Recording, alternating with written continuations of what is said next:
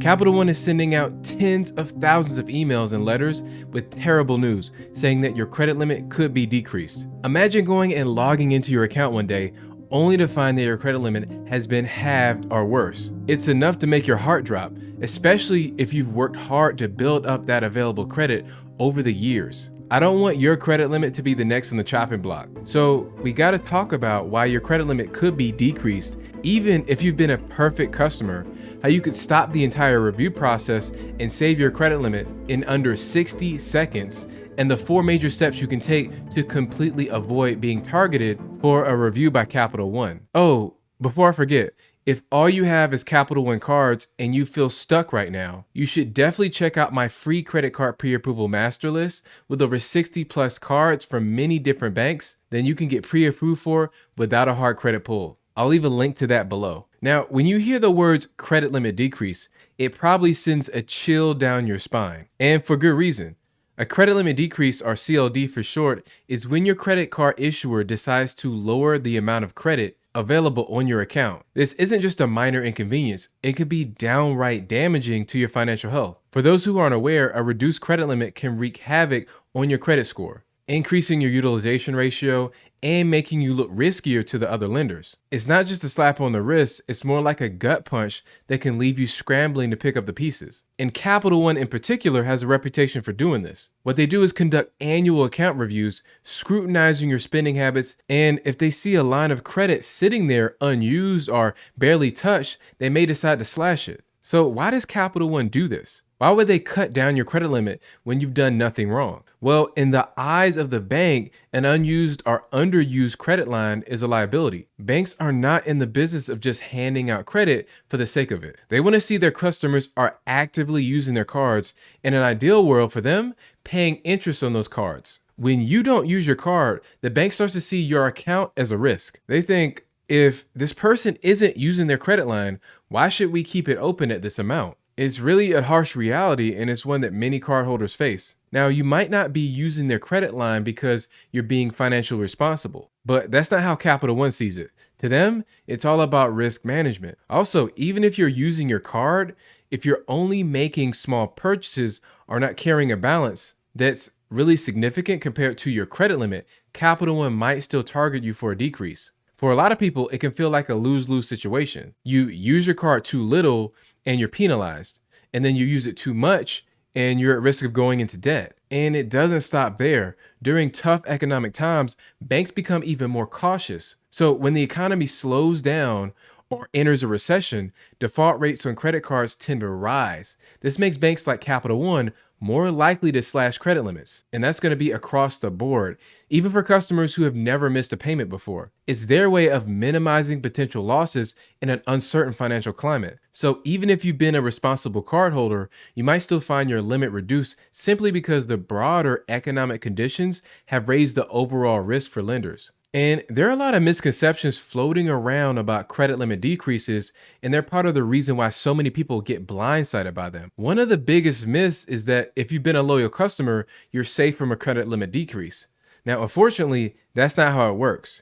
You could have been with Capital One for a decade, never missed a payment, and still find yourself facing a limit cut if you're not using your card the way they want you to do. Another common belief is that once a credit limit is decreased, there's nothing you can do about it. While it's true that reversing a credit limit decrease can be tough, it's not impossible. However, it's a lot easier to fully prevent the decrease from happening in the first place. That's why responding to the email is so crucial.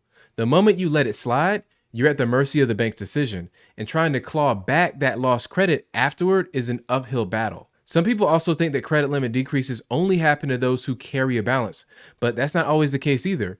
Even if you pay off your balance in full every single month, you're not immune. It's really a twisted system where playing by the rules doesn't always protect you. These credit limit decreases are happening to people across the board, regardless of how long they've been with Capital One or how responsible they've managed their accounts. Check out this data point. They said, I recently received a notice from Capital One about an account review and a resulting limit decrease. My limit was $10,000. My highest usage was just under $5,000. I don't carry a balance, and they reduced the limit to $5,000, ostensibly to better meet my needs. And it's frustrating to see that even responsible cardholders who use their credit line fairly often aren't safe from a limit decrease. The fact that their limit was cut in half despite using nearly 50% of it shows that Capital One isn't really concerned about your actual needs. They're more interested in controlling their risk, regardless of how it impacts your financial health. Check out this other data point. They said Capital One lowered my card from $10,000 to $5,000 during COVID.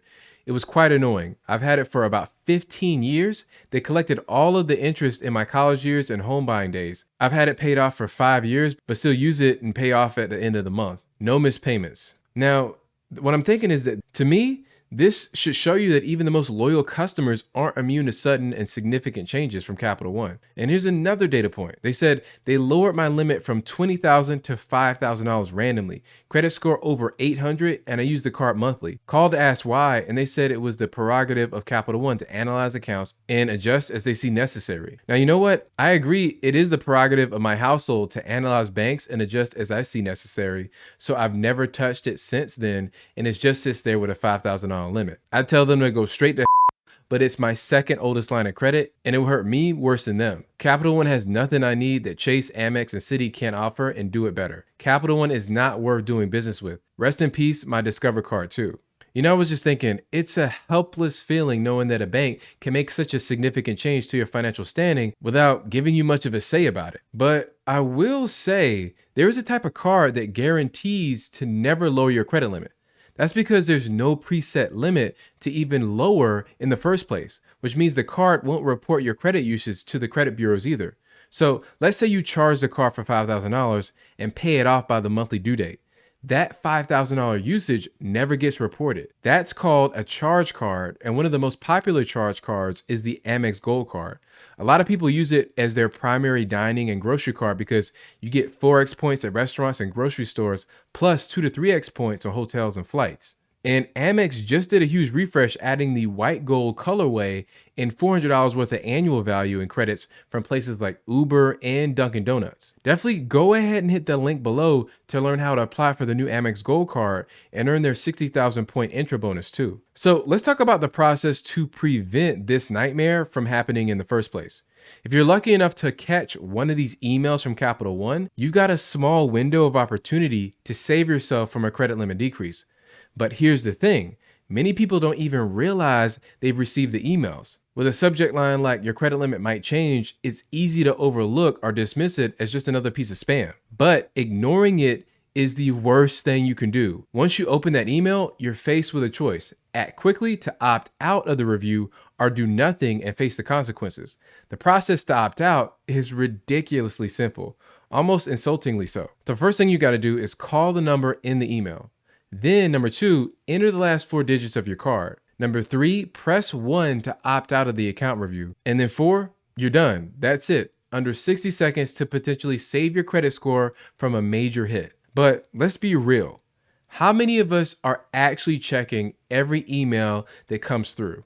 Life is busy and it's easy for something like this to slip through the cracks. And that's exactly what Capital One is counting on. They're banking on the fact that you won't see the email, you won't take the 60 seconds to make the call either. And when you don't, you could be facing a credit limit cut that can send your credit score tumbling. So let's move on. To avoid being targeted for a credit limit decrease, there are several strategies that you can use based on other Capital One users and common knowledge about how banks manage credit risk. The first strategy is don't let your card sit unused for too long. Even if you're not using a card regularly, make a small purchase every few months to keep it active.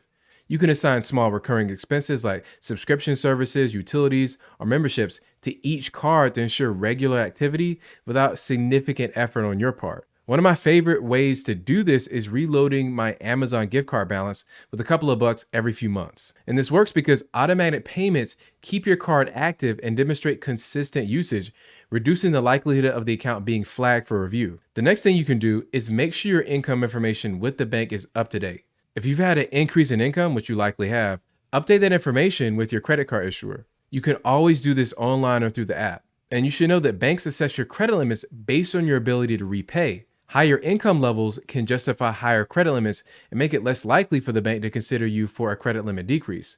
In a past interview, a bank underwriter even said that Your income is used mostly for determining your credit limit. So if you can steadily raise your income, that will likely reduce your chances of getting hit with a decrease. Another thing is you can make it a priority pay off your credit card balance in full every single month as quickly as possible. And if you do end up carrying a balance, make sure it's temporarily. Avoid letting significant balances linger on for extended periods, even if you're making minimum payments on time. What I determined is that carrying a large balance over time could signal to the bank that you might be relying too heavily on credit, which can raise concerns about your financial stability. Banks like Capital One may interpret that as a higher risk, potentially leading them to reduce your limit to protect themselves. And even a large bank underwriter mentioned that they like to see large paydowns, and paying off your card is always viewed favorably by the bank. By consistently paying off your balance, you show the bank that you can manage your credit responsibly and don't need to rely on it excessively. That's going to reduce your likelihood of being targeted for a credit limit decrease. Another thing you have to understand is that most credit card companies are going to monitor your performance with other lenders. They'll do this practice called universal default. You probably never heard of it. That means your behavior with other banks can influence your credit limit and whether you can actually even remain a customer with Capital One or any other bank. So you want to make sure, absolutely sure, that you manage all of your credit card accounts responsibly, making on-time payments and keeping balances low across all accounts. Credit card issuers may take adverse actions such as lowering your credit limit if they see negative activity on your other credit card accounts, even if your account with them is in good standing. And listen, I learned all about universal defaults from a credit card company underwriter from a top US bank. Also, I know this is going to be unbelievable, but they even reveal why having no debt and 0% credit card usage makes you a worse borrower to the banks. Definitely check out that video next to learn more, and thank you for watching.